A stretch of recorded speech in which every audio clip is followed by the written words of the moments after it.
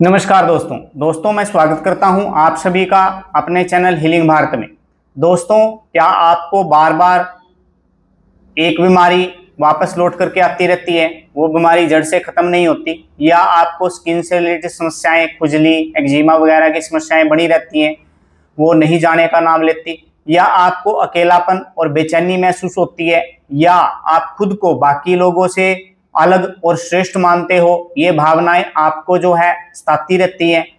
अगर हाँ, तो वीडियो जो है अंत तक देखिएगा और जानिएगा एक विशेष और गहराई से काम करने वाली दवा के बारे में, जिसका नाम है सल्फर। सल्फर जो है शरीर के साथ साथ मन पर भी बहुत जो है गहरा प्रभाव डालने वाली दवा है। तो सबसे पहले हम जानेंगे इसके मानसिक लक्षणों के बारे में कि आपके मन और दिमाग पर क्या प्रभाव डालती है। सल्फर के जो मानसिक लक्षण है, इसको एक अनोखी दवा बना देते हैं। यदि आप मानसिक लक्षणों को समझेंगे तो गहराई से आप रोगी को पहचान सकते हो। सबसे पहले है सल्फर का जो रोगी है वो जो है सोच में डूबा रहता है, लेकिन जो उसका व्यवहार है वो अवस्थित रहता है, वो गंदा पंदा रहता है, नहाने का भी उसका मन नहीं करता, वह खुद को बहुत महान समझने लगता है। इसे कहते हैं आत्म महत्व का भ्रम। मतलब उसको भ्रम रहता है कि वो दूसरों से श्रेष्ठ है, वो दूसरों से महान है, दूसरे उसकी बातों को नहीं समझ पाएंगे। तो वो सोचता है कि मैं सबसे बुद्धिमान हूं, दुनिया मेरी सोच को नहीं समझ पाएगी, क्योंकि दुनिया जो है मूर्ख है, बाकी लोग मूर्ख हैं।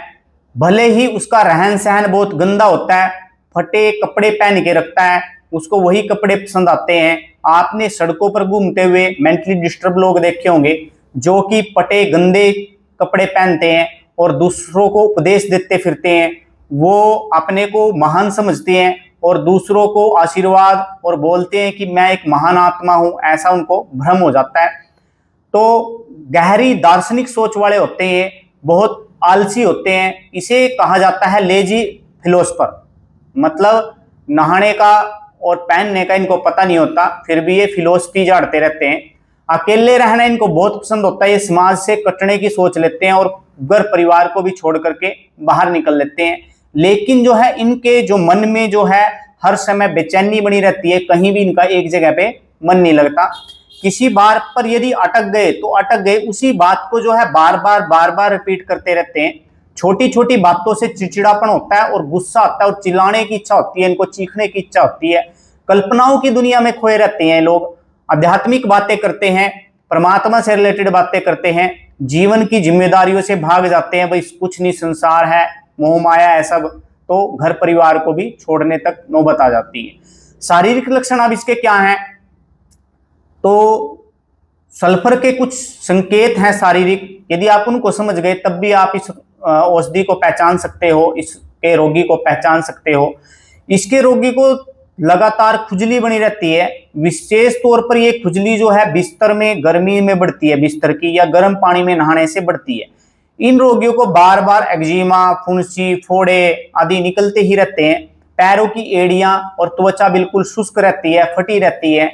पसीने से इनकी बहुत बदबू आती है। आपको यदि सल्फर का रोगी है तो आपके कमरे में आके बैठ गया तो आपको पता लग जाएगा कि कमरे में कोई वो बंदा आके बैठा है, उसके पसीने से दूर से स्मेल आती है, तो वो भी सल्फर का रोगी होता है।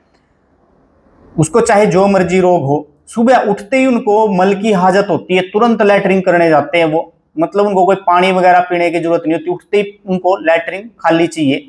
बार बार भूख लगती है, परंतु थोड़ा सा खाने से पेट भर जाता है। सुबह 7 बजे ही उठते ही थोड़ी देर के बाद ही भूख लग जाएगी इनको, और दोपहर को 11-12 बजे ही भूख लग जाएगी, उसी टाइम खाना मांग लेते हैं। त्वचा पर बार बार रोग लौटते रहते हैं, एक बार यदि दवा से ठीक हो गया दोबारा के लौट जाते हैं। अब कब लक्षण बढ़ते हैं, इसकी मोडालिटीज की यदि बात करें कि कब इसका रोग बढ़ता है, कब इसका रोग घटता है, तो गर्मी में इसका रोग बढ़ता है या बिस्तर की गर्मी से इसका रोग बढ़ता है, और ठंडी हवा में जाने से या ठंडी चीजें लगाने से इसके रोगों में कमी आती है। रात को जो है लक्षण ज्यादातर बढ़ते हैं, चाहे तो आप उसको बिस्तर की गर्मी से बोल सकते हो, वैसे भी रात को लक्षण जो है इसके बढ़ जाते हैं। तो यदि हम बात करें इसकी पोटेंसी की, कितनी डोज और कितनी पोटेंसी में इसको लेना चाहिए, तो आमतौर पर जो होम्योपैथी में ये 200 पोटेंसी या 1 एम पोटेंसी में लेनी बेस्ट होती है। इसको सप्ताह में एक ही बार 2 बूंद डेटजीट पे यूज करना होता है, क्योंकि ये सप्ताह भर वही दवा काम करती रहती है। यदि उससे ज्यादा आप लोगे तो आपकी जो बीमारी है उसको एग्रावेट कर देती है, बढ़ा देती है, जिससे आपको दिक्कत आती है। तो यदि आप 8वें दिन रिपीट करेंगे तो धीरे धीरे आपका जो रोग है वो जड़ से खत्म हो जाता है।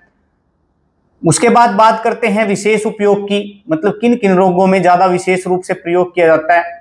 ऐसे लोग गंदे पंदे जो बहुत अपने को महान समझते हैं, सड़कों पे कूड़ा कचरा इकट्ठा किए हुए घूमते रहते हैं, फटे कपड़े किए हुए घूमते रहते हैं, जिनको नहाना पसंद नहीं होता, अच्छे कपड़े पहनना पसंद नहीं होता, या रोग उनको बार बार वापिस लौट आते हैं, तो ऐसे लोगों के लिए इंटरकरंट रेमेडी के रूप में भी इसका प्रयोग किया जा सकता है। यदि मतलब आपकी दूसरी दवा सिलेक्ट होती है तो 15-20 दिन में 1 डोज यदि सल्फर की दे देंगे तो वो रोग जो है जड़ से चले जाते हैं। तो दोस्तों, आज आपने गहराई से सल्फर के रोगी के मानसिक लक्षण और शारीरिक लक्षण को समझा। तो आप इन लक्षणों के आधार पर अपनी सल्फर मेडिसिन को सिलेक्ट करके सप्ताह में 2 बूंद ले सकते हो। जिसको मेरी ये दी हुई जानकारी सल्फर से रिलेटेड पसंद आई हो तो वीडियो को ज्यादा से ज्यादा शेयर करें, ताकि दूसरे लोग भी इसका लाभ उठा सकें। तो वीडियो देखने के लिए सभी का धन्यवाद। नमस्कार, राम राम।